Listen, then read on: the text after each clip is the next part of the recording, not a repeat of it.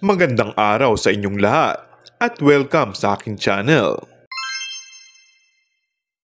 Patunay na kaya ang pag-amin ni Chang Ami Perez na magkasintahan na nga sina Kim Chiu at Paolo Abilino? Trending at nagbigay ng kasiyahan sa mga tagahanga at manonood ng It's Showtime maging sa mga Kim Pao fans.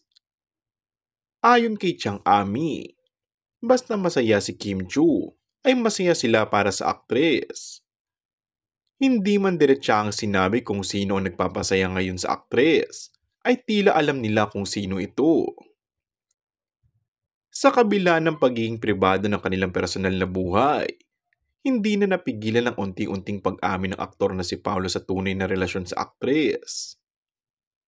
Maraming netizens at mga avid followers ang hindi mapigilang kiligin at magdiwang.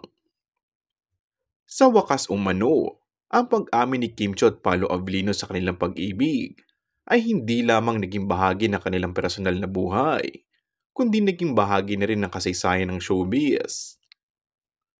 Sabi naman ng ibang mga nakasaksi sa pagpunta ni Kim sa UK tour nila ni Paolo, obvious daw na may something talaga ang dalawa. Komento ng fans, pa-soft launch na nga ang post ni Paolo kasama si Kim, plus comparison pala mula kay Chang Ami. Waiting na lang sila mismo ang magkumpirma kung ano ang estado ng kanilang relasyon. Willing to wait naman kami, dagdag pa ng Kim Pao fans. Kung bago ka lang sa akin channel ay mag-subscribe at pindutin na rin ang notification bell. Maraming salamat!